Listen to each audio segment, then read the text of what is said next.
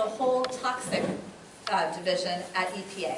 And that person would be in charge of regulating toxins, looking at pollution, looking at the human environmental impact of toxins, and deciding, how these toxins can be used, or if we should ban them. So that would be the job. And the person that the Trump administration proposed, it was a scientist named Michael Dorset, who had only worked for industry. His whole career was Monsanto, and helping Monsanto suppress the evidence that Monsanto's Roundup and glyphosate herbicide causes cancer. And he worked for Dow DuPont. These companies have merged now. And he specifically worked on a toxin that was one of the main contaminants at Camp Lejeune. And one of the Marines who was at Camp Lejeune and who lost a daughter, his daughter died of cancer at age 9 from drinking the water at Camp Lejeune. And this Marine, Jerry Ensminger, he was the face of this campaign, but there were hundreds, if not thousands, of military, mostly Marines, who had been at Camp Lejeune and had developed horrible and rare diseases. So like 85 men with breast cancer, even though that's one in a few thousand cases of breast cancer is a man, but at Camp Lejeune there were 85 cases. So this was a particularly toxic military site. And one of the toxins was TCE. And I'm not going to try to tell you what the scientific or chemistry name for TCE is, but it was a toxin that was used to clean off machinery. So if you're running a tank or a plane, it comes back and you want to get it all spiffy, you pour this toxin all over it. And some of these toxins were also used for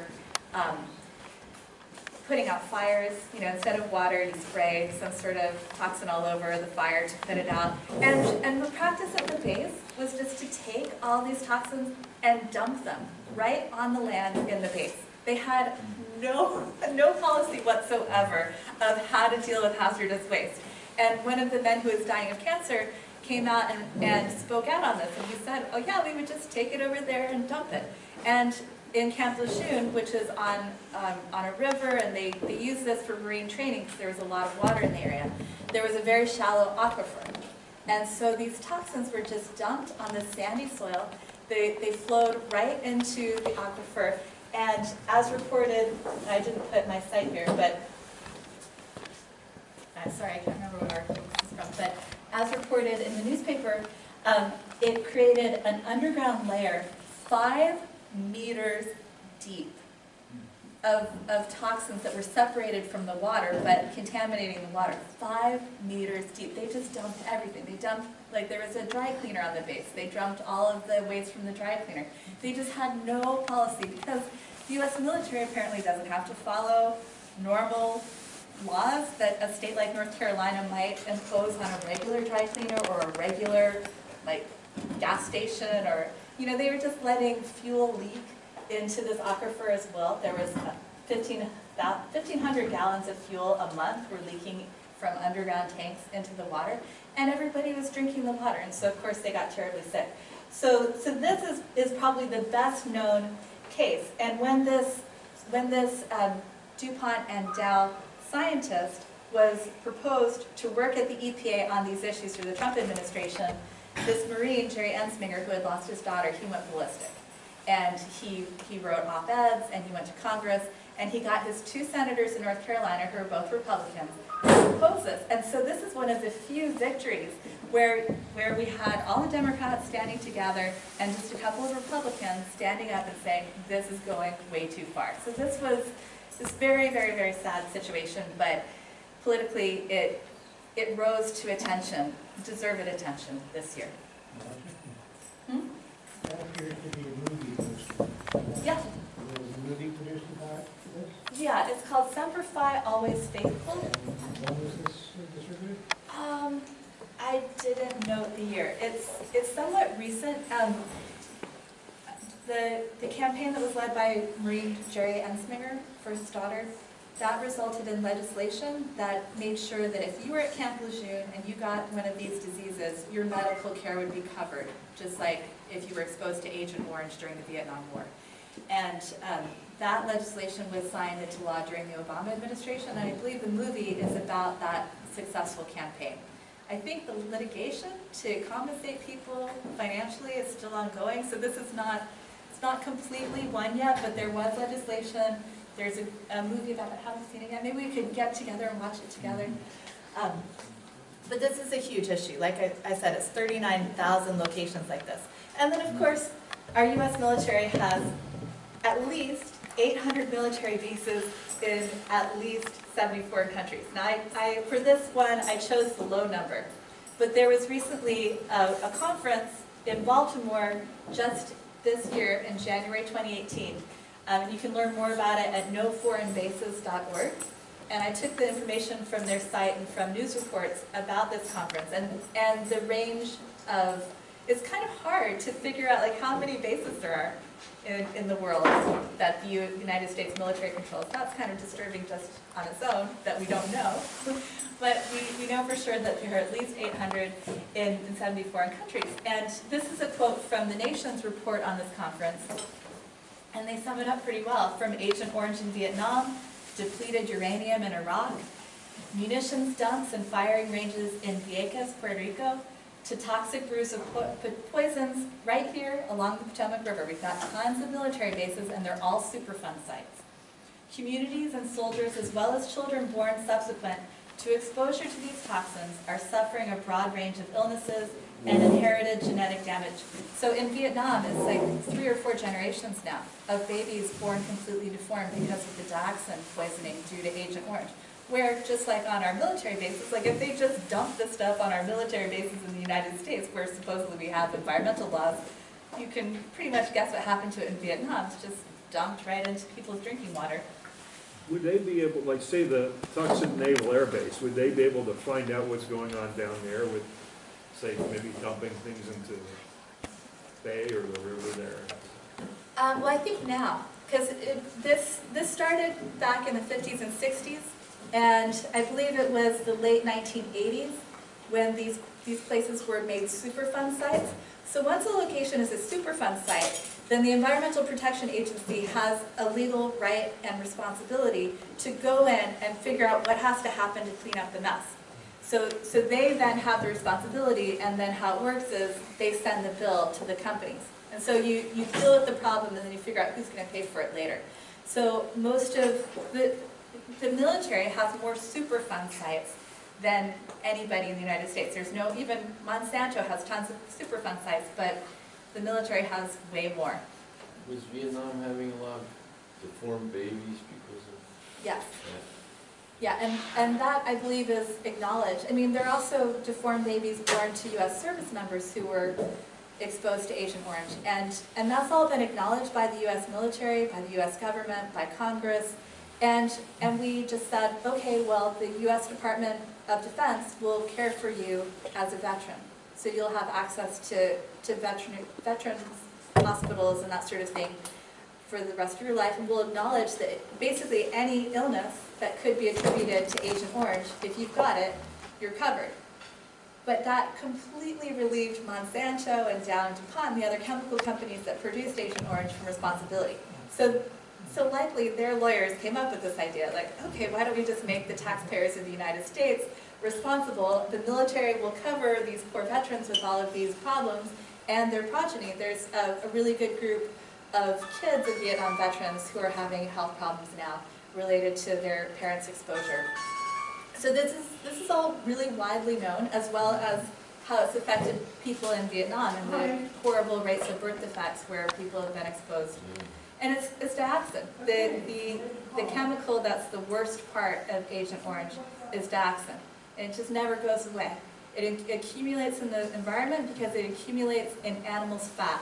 So where you're going to find the most dioxin is in an animal that you're going to eat, and then you're going to get the dioxin. But it's everywhere. It just doesn't go away. It's one of the persistent poisons. Question here. Yes. A comment, actually. So a standard clause in the military bases that we establish around the world is that the U.S. is not responsible for any environmental damage and has no responsibility for cleaning up any environmental damage. So that's standard around the world. Yeah, that's evil. Yeah. Okay. So segueing into the issue that I am more knowledgeable about, our food system, one of the things that I read about, I was looking into like what was the impact of the Iraq War. So we know like depleted uranium weapons, that sort of thing, and one of the articles that I was reading had information about how Iraq had increasing rates of desertification. So Iraq was one of the places where agriculture was invented, and it's always had desert areas, but it has the Tigris and Euphrates River, and in that area it's extremely fertile. So it was originally one of the first breadbaskets and the beginning of civilization, very important to human agricultural history. And because of the many decades of war that the United States really went all in on, starting in the first Bush administration, that desertification, which is the disappearance of the fertility of farmland, has become a very big problem. So learning about that, and then at that point, Iraq, which had been a food exporting country, became a food importing country. And now Iraq imports most of its food, its land is ruined, it can't feed itself. So I was curious how many other countries are in that state. And I found a scientific report that looked at the potential of a country to feed itself. So right now we've got a lot of countries importing food just because they can, like the United States. We're the biggest importer of food because we're rich. And so we can have grapes all year round. And whatever we want to eat from anywhere on the globe, we can have it. And so we're a big importer. So it didn't judge by who's importing food currently. It judged by, given the food that your population is consuming, do you have the land and water resources to produce that food? Could you feed yourself? And as it turns out, there are 66 countries, which represent 16% of the global population, that are in the same boat as Iraq right now. They cannot feed themselves. They do not have the land and water resources available to feed themselves.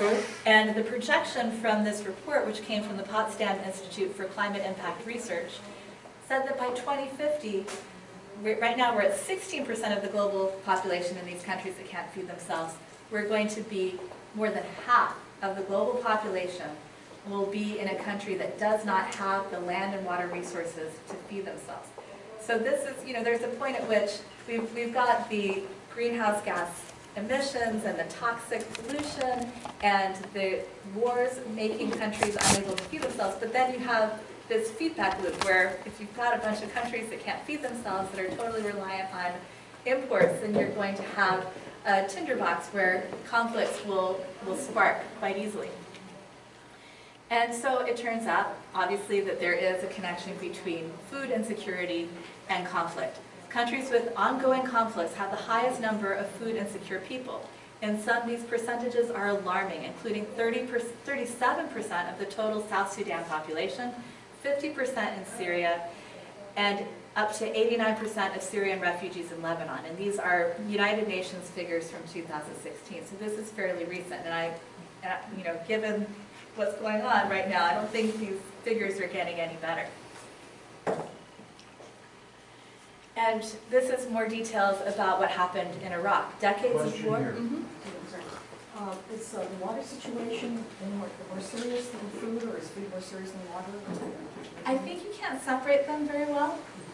It's not necessary to irrigate to grow food, and you certainly want to do whatever you can not to irrigate, because irrigation ends up resulting in salinization, but irrigation is a fact of life. We probably all irrigate our gardens or water plants that we've just planted.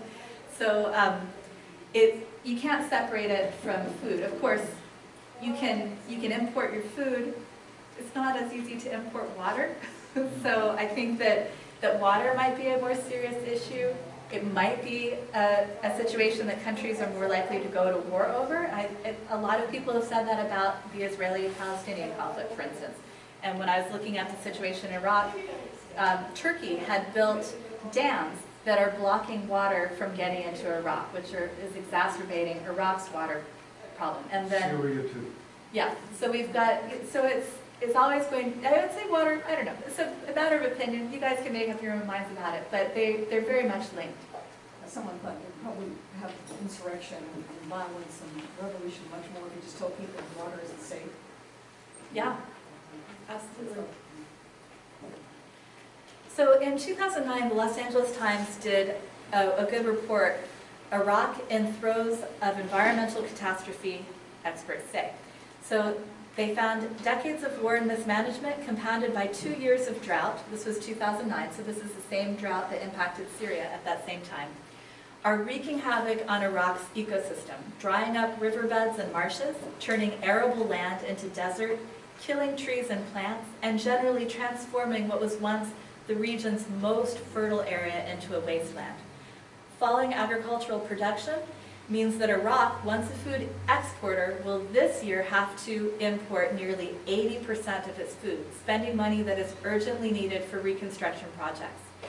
Though about half the country traditionally has been desert, the fertile plains watered by the mighty Tigris and Euphrates rivers once provided food for much of the Middle East. Now the Agriculture Ministry estimates that 90% of the land is either desert or suffering from severe desertification, and that the remaining arable land is being eroded at the rate of 5% a year. Not to quibble, but I see that it's 2013, and within the last few months there have been reports that the marsh people in the south of Iraq are quite happy with what has happened, where Saddam Hussein's government was draining them because Right. of strategic reasons, and the marshes have apparently been restored very substantially. Yes, that's true. It's one location, and where there has been the restoration of a lake in that area as well as that marshland. So yes, there are some good things happening, but I looked at the desertification figures. So what I just read to you was actually from 2009, so it's even earlier. The thing at the top is 2013 and down below it's 2009. But as recently as 2015, the UN had a day to recognize, or maybe a year to recognize desertification, and they still were using Iraq as an example, and they still had that same figure that 90% of the land was desertified.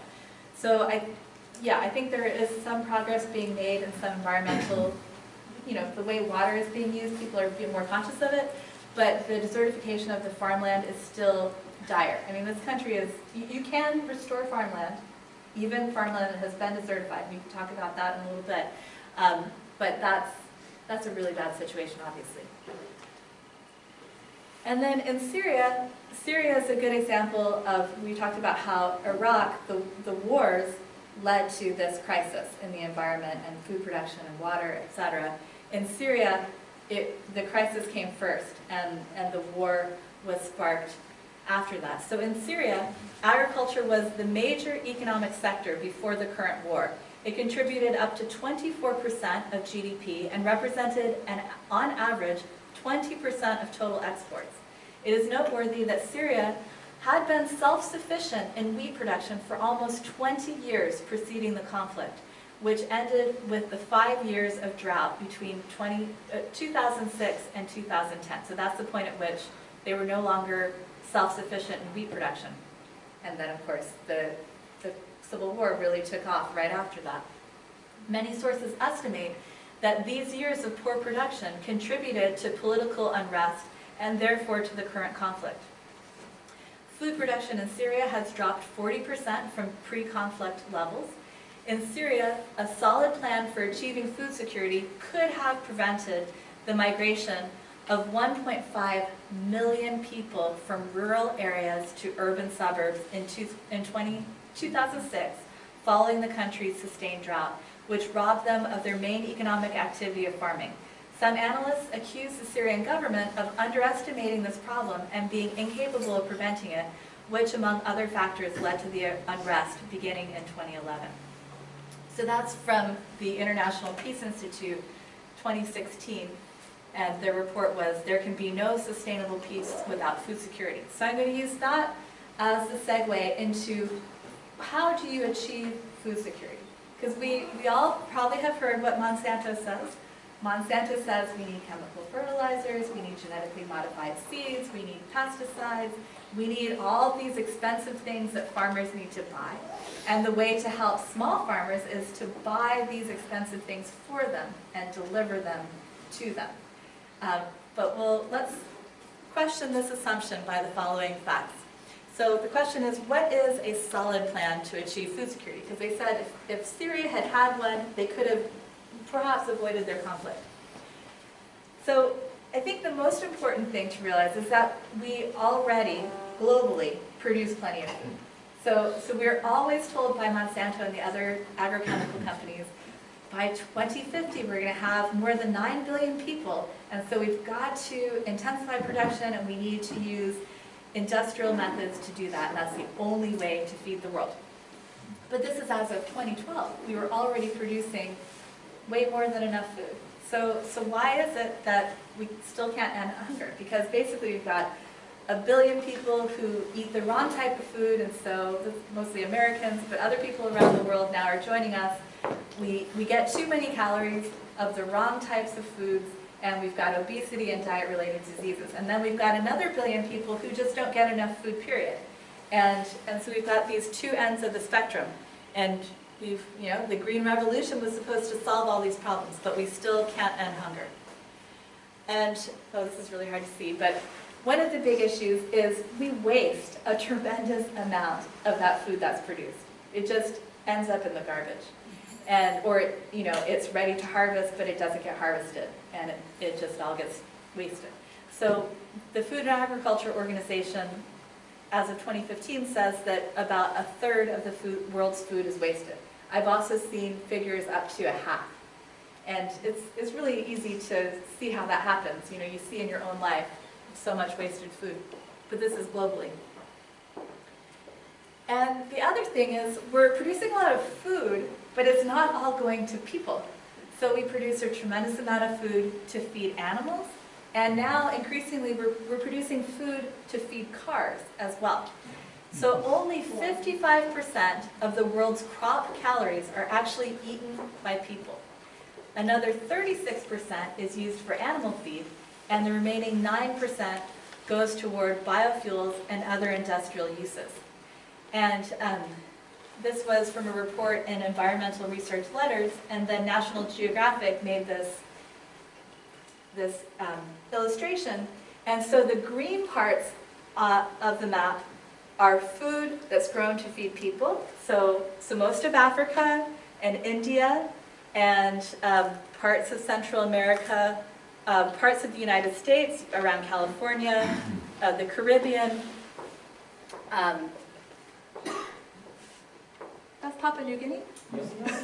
New Zealand, okay, the other side of Papua New Guinea. Anyway, so some of Australia and New Zealand and Papua New Guinea.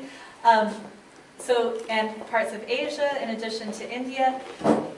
But all the blue parts, which is mostly the industrialized world, so most of the United States, most of Europe, most of China, most of Brazil, and where all of the soy production is in South America, that's all food that's just made, it's mostly feeding animals in factory farms.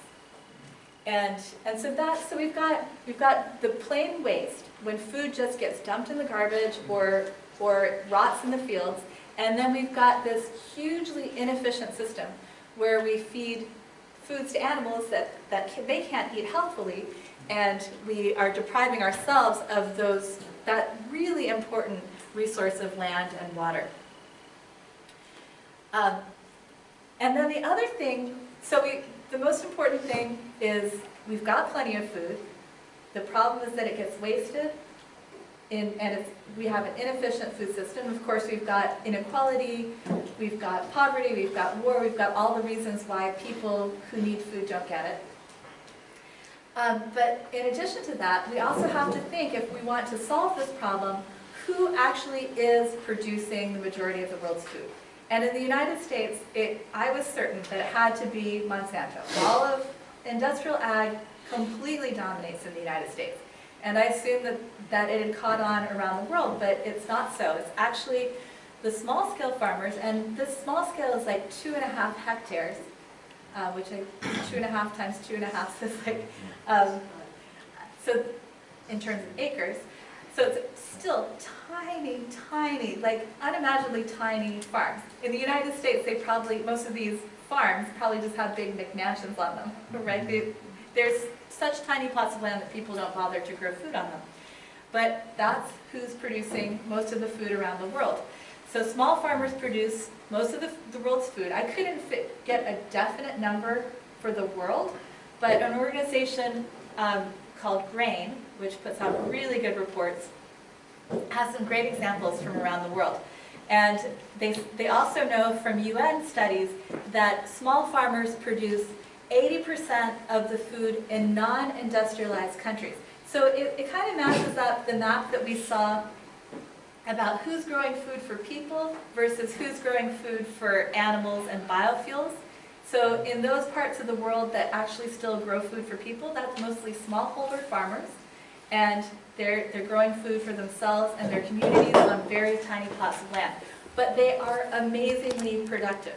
I remember I was at a conference and I was listening to a farmer talk, and his talk was supposed to be about soil carbon sequestration and how farmers can solve the problem of climate change. And that's why I come to the conference. I wanted to hear about how soil and farming can save the world from climate change. But he started talking about how much money he can make by layering lots of different production on the same acre of land. So he said he just distributes, he's got pastures essentially, right? But he's doing other things with his pastures. So when he's not grazing cattle on his pastures, he'll just randomly distribute vegetable seeds and see what grows, and he'll feed himself, his community, he donates to food pantries. So he can grow a tremendous amount of vegetables, and then once the vegetables have been harvested, then he brings in, I can't remember which animal was first, but pigs, chickens, any type of animal you can think of, grazing animals, goats, and he can organize all of this so that this one piece of land gets all of that production. It's for growing vegetables, it's for grazing cattle, it's for grazing other animals, and then he was totaling how much money he can make per acre if he stacks all of this production onto the same land. And I was thinking, wow, like that's a lot more interesting actually than how much carbon is being sequestered in his soil. So I was getting really turned on to this idea, like, wow, maybe this is just the most productive way of farming. And that's what's important about, increasing carbon in your soil. And so I Googled, I was like, who are the world's most productive farmers? And what came up was Botswana. And that's one of the examples that GRAIN used. They've got examples from all over the world, but in Botswana, small farms are 93% of all farmers. They have less than 8% of the land in their country. And yet they produce 100% of the country's groundnuts, 99% of its maize, 90% of the millet, 73% of the beans, and 25% of the sorghum. So sorghum must be the big industrial crop there. And that's probably what they're doing with the other 92% of the land to get 75% of the sorghum. Yeah? It is clear that in situations of war, it's obvious that there will be lack of any activity in farming. And I have been through a situation of crisis and war. And one of the things I realized you may have maybe glossed over might be the area of landmines and the effects of farmers. Yeah. For many of the wars, especially in Africa, it's left in its wake, a proliferation of landmines all over the place, which affects not just farmers, but all other people. Yeah. And operating the mines and even given the psychological trauma that farmers will have to go back and face those mines, prevent them from going, even in arid lands. Right. So that might be some areas that. Yeah, that's a really important point. I didn't look that up, and I'm glad you mentioned it. Thank you. Yeah.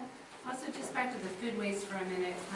I know that'll only be a very small part of your talk, but last month the Greenbelt Climate Action Network showed the movie called Just Eat It, and you can borrow that for free from your library. And so it showed that it's not just like people wasting food, and it's not just farm food that's rotting, it's the food that got picked, but it wasn't beautiful enough or Right. uniform enough. And then it showed all the food that's being thrown out in grocery stores because of the misinformation between best bought by Right. and best eaten by or whatever. And so if you want to just get a better sense of the entire food waste problem in the world, and especially in our country, just watch the movie. It's wonderful. It's called Just Eat It. Very cool. I didn't know about that. Thanks for mentioning it. Yeah, I think along line with that, there's an organization called Feed America, right? Yes. I think I bumped into one of your Right. co-founders who spoke about the extent at which people waste and how that could actually be, recycled back and give support to people who can ill afford. So, Right. Yeah, very good. All right. Okay, so we have the example of Botswana, which is a relatively small country. But another one of the examples on this list is Russia.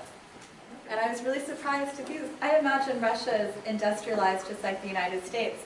And it is primarily. But small farmers in Russia, they only have 8.8% of the land. So it's a tiny amount. I don't know how that compares to the US. It might be similar. But they produce 56% of the total agricultural output on just 8.8% of the land. And that includes 90% of the potatoes, 83% of the vegetables, 55% of the milk, 39% of the meat, and 22% of the cereals. So it's amazing, and it just, all of this goes to show how productive small-scale farming is. With these figures, it's impossible that large-scale industrial farming produces more food per acre than these small-scale farmers. It's just obvious that small-scale farmers can produce more. Alexis, is the Organic Consumers Association making this public, or is this just you? Yes, so we don't do as much on our Planting Peace campaign as I would like, but we do have information like this on our website. But every time I do a new talk, I try to find new stuff that I didn't know. I had seen this grain report before, but I don't think that I've written about it. A lot of what I do has to fit into a federal policy, whatever, either something happening in Congress or something happening at the agencies. So there aren't that many action alerts per se that can focus on these issues, but I try. I put it into Farm Bill stuff. The small farmers producing most of the food. Yeah. It would be good to cudgel over Yeah. Monsanto. Definitely. Yeah, and I'm sure that we've got these articles up on our website. So if you search that on our website, you'd find the articles. Yeah, I think it's a great point, because that is not what we hear in the United States. It's not what we hear on TV. It's not what we hear Congress people talking about. It's like it doesn't exist. But this is the reality around the world. And if it's true for small farmers around the world, it's true for our small farmers too. But we just don't have as many of them. And where do these statistics come from? Where did you get So this was from grain.org, GRAIN.org. Their 2014 report, Hungry for Land, Small Farmers Feed the World with Less than a quarter of all farmland. So their objective, their policy objective, was that we have to end the initiatives happening all over the globe to push small farmers off their land. And for the story of what happened in the United States, how that happened, it doesn't happen by accident. Small farmers don't just leave their communities, leave the generations, the history, their connections, their town, their culture. People don't just leave where they live and move from rural areas into the cities for no reason. There's an excellent book by Winona Howder of Food and Water Watch. Have you guys read Foodopoly?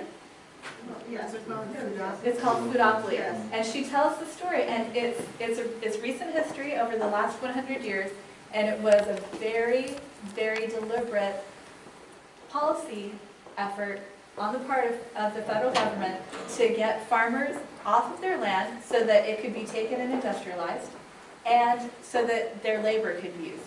And now our country is, well, I don't know, you could say our country has labor saturation. On the other hand, we do happen to have a lot of people coming to our country to work jobs that apparently can't be filled by Americans.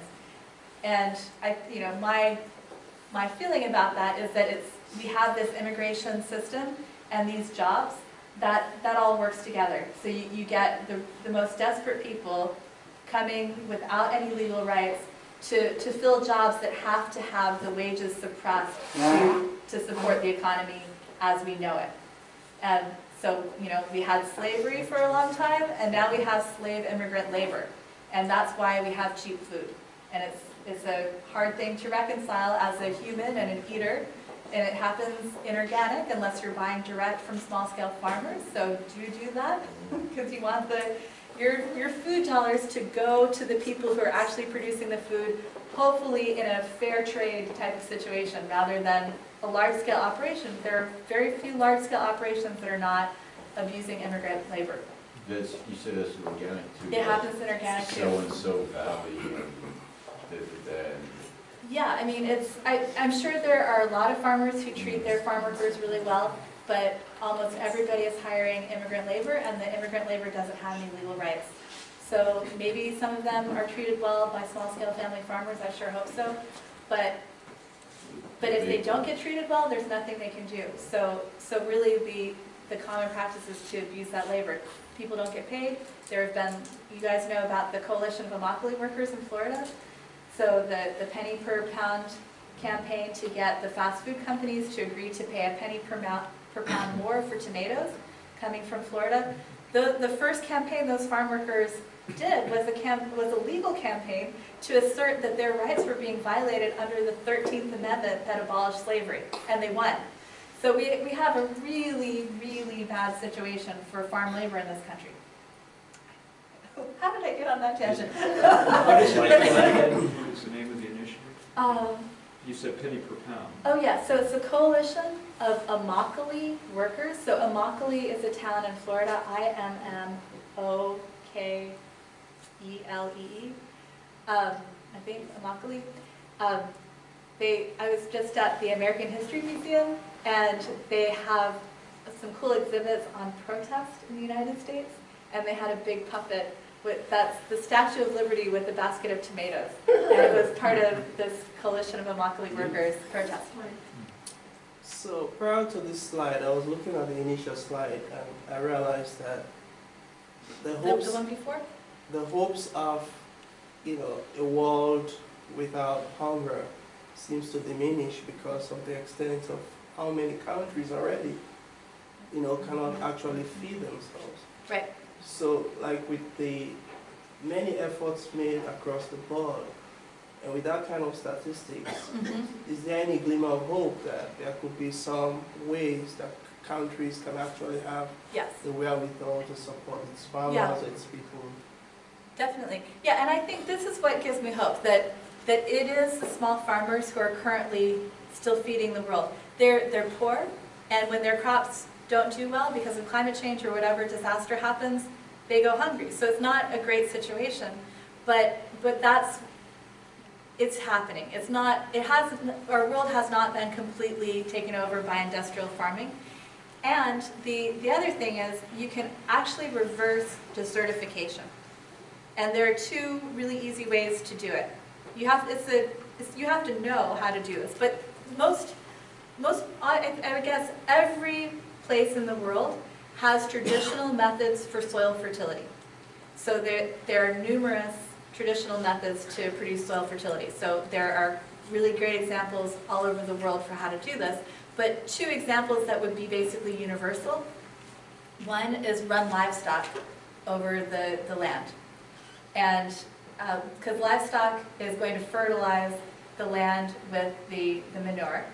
So that's going to inject a lot of microbial life back into the soil. And then you have to do that strategically. If you just let livestock run over land, it'll make desertification worse.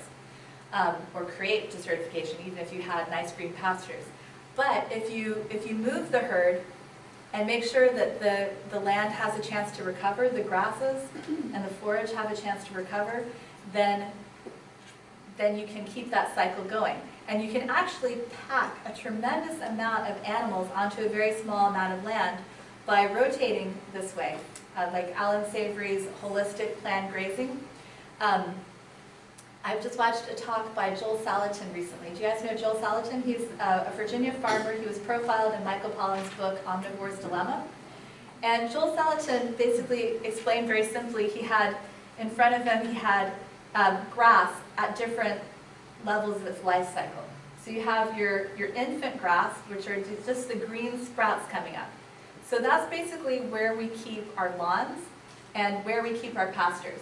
Because as soon as that grass sprouts up, we mow it, or the cows come and eat it. And it never has a chance to get beyond that initial tiny little sprout with weak roots and not much going on there. Then, and over the next 20 days, there will be an explosion of growth. You'll get nice, tall, teenage grass. Grass that's like, you know, at the prime of its life. And so that's actually the point where you want the grass to be before your cows graze it. And then, the other example is, you know, we like to think that the best practice is just to take land and conserve it, move it out, take animals away, take people away, just put a fence around it. Maybe you can walk through it on a path in a park, but the land is just left by itself. At that point, if you have grass growing, the grass gets into its decrepit old age. It starts to dry up. And at that point, you can get kind of a crust on the earth. The roots start to die, the grass starts to die, and it just gets brittle, and it doesn't have, there's no life in it anymore. It has a life cycle.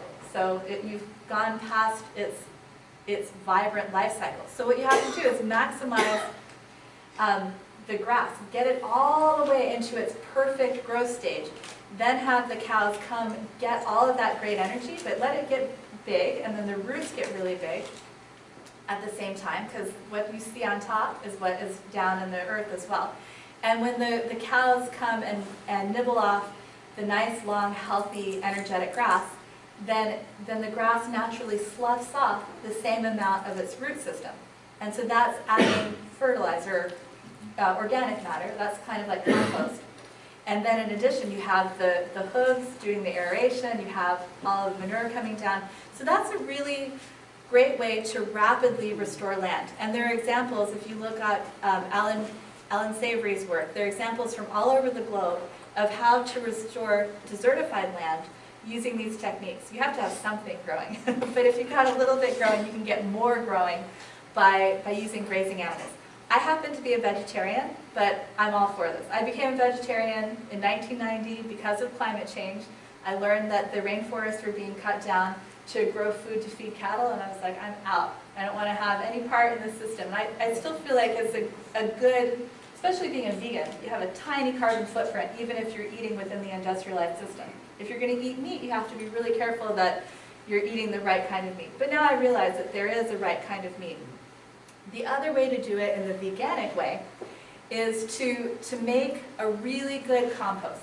And our favorite scientist is David C. Johnson. He has a biodigester. It's so simple. And it was actually his wife's idea, because he was churning the compost and getting all dirty, and she said, well, why don't you just stick a pipe in it and put holes in that pipe, and then it'll aerate it. And so he perfected the design, but it's just the most simple thing that you can build with like $100 worth of stuff from Home Depot, just boards, pipe, and you can put any type of organic matter in it. And you don't have to inoculate it or anything.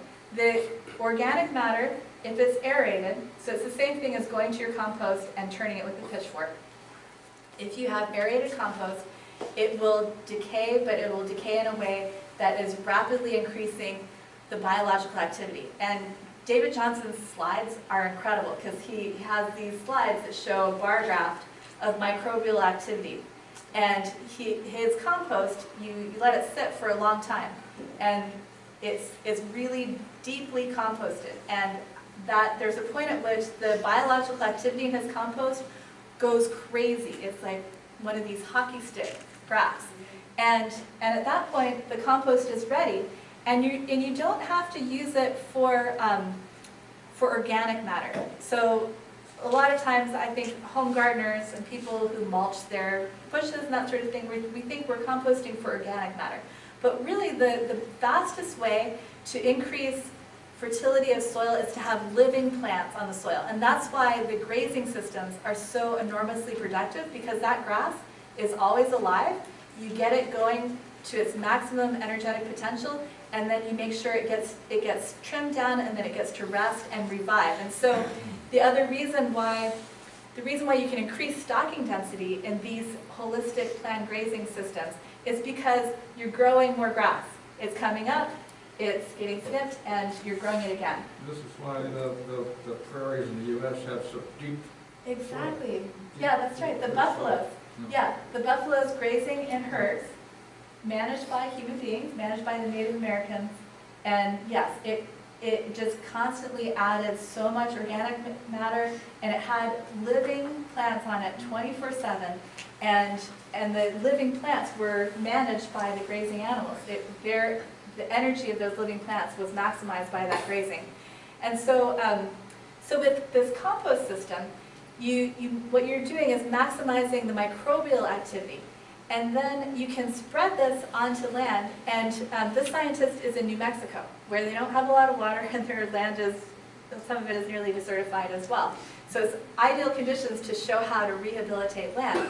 And what he does is he uses seeds as his, obviously, living plant material. So he's got the microbial activity from the compost, but he spreads it very, very thinly over the land. So he inoculates his land with a tremendous amount of microbial activity, and then he can plant any seed in there. And then that photosynthesis process gets started, and that's where the carbon sequestration happens. That's the interaction of the plants taking CO2 out of the atmosphere, creating sugars, putting those sugars through their roots into the soil where the microbes are exchanging with the plant. The microbes scavenge the nutrients, the plant gives the microbes sugars, and you have this biological exchange happening, and then things take off. And he has ridiculous yields, planting cotton or sunflower seeds or sunflowers or whatever common crop can be grown in this region. He plants it, and with this microbial inoculation, the plants go wild. And so it's a combination. So the plants then, he can do cover crops to create the organic matter. So we can take desertified land and basically start with nothing, move animals onto it, get the system going, or inoculate it with microbial life, and then have living plants finish the job. And so those two things are extremely, I mean, maybe animals is not so low input. That's a significant investment for a farmer to buy a lot of animals. But if you've got animals that are naturally breeding, then if you've got a little herd, that should self-sustain itself. And if you've got seeds, that should self-sustain itself as well. So this should be an extremely low input way of restoring land. And it can be done on very, very damaged lands. With the grazing method, I guess it sounded like not all of the animals are on there at the same time. First you've got the chickens, and then you've got pigs, or like there's a sequence. Does the farmer have, are there several plots, or is it just one plot? What happens to the animals that aren't required at that particular Right. Yeah, so you have to use a rotation. That's a really good question. Yeah, I didn't explain that very well. So the farmer Alexis, yeah. could you repeat the question so people go back here?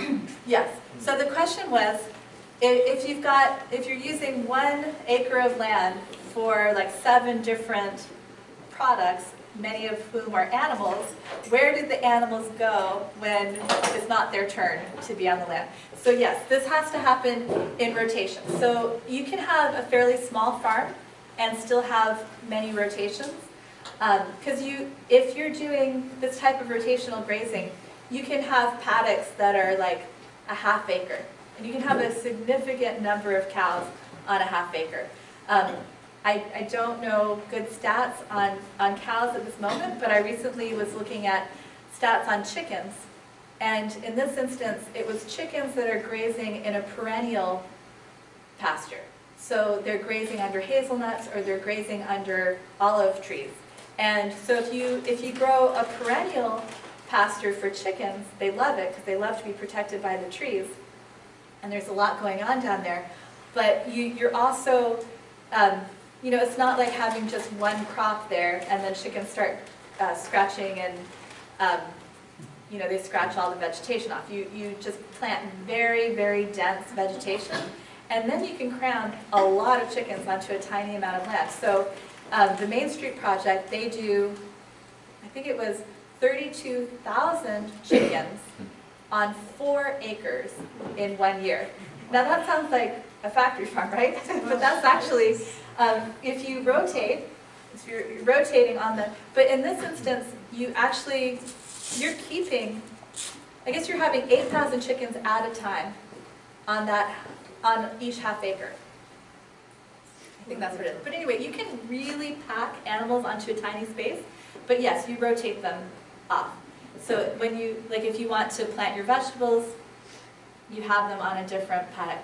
And holistic management, the method that Alan Savory uses, whenever you see a farmer working on planning holistic management, you'll see like a map of their land, and it'll all be subdivided into tiny little paddocks, like a half acre square. And what farmers do is they use electric fencing. So they can do this very quickly and easily from a small tractor, laying down electric fence and then pulling that electric fence up. I have a friend who is 90 years old and was a grazer. She learned from Joel Salatin to do this method of grazing. And she's trying to find somebody who will graze her animals now that she can't do it herself. And she desperately wants somebody who's willing to move the animals like at least once a day, but preferably like twice a day. You know, it's like you put them in a really tight group and you only want them to graze, you know, just enough to get the grass down so it will rehabilitate, but not so much that the grass won't be able to rehabilitate itself. And so you have to have a complex rotation. A really great example of this, in addition to Joel Salatin, who's within driving distance and gives talks all summer long, you can go to his farm and take a tour. Super fun. He's a wonderful spokesperson for these farming methods. Another great example is Nick Marivell's farm in Maryland. Has anybody been to Nick's organic farm in Maryland? Some of us know Nick from peace activities. So he also does a farm tour, and I participated in his farm tour this past year. And again, I was just so amazed by how efficient and productive the system is. It has environmental benefits, and that's what draws me in initially. But then I realized, like, wow, Nick doesn't buy any inputs off of his farm because he has such a smart rotation. So he's doing chickens and he's doing beef cattle, and he's growing all of his own feed, and he's selling feed to other chicken producers. So he's growing extra corn to sell to other organic chicken producers. And he's growing at least 5 different grains in any given pasture at any given time. And so he's got a system where they come up at the right time. They're staggered in such a way that each grain can be in the same plot, basically at the same time, but they're staggered just enough so that they can maximize their productivity at that time. And you don't have a weed problem. When you're cramming in all of these crops that you want for your production or for your livestock, there's no space for weeds. That land is never bare, ever. It's always got multiple things growing on it. And last summer, you know, I was looking at my grass in my yard and I was like, oh my gosh, I was watering my yard and it still looked like crap and it was like all muddy and awful. And I go to his place and it's like, there's no drought, you know, it hasn't rained, but his fields are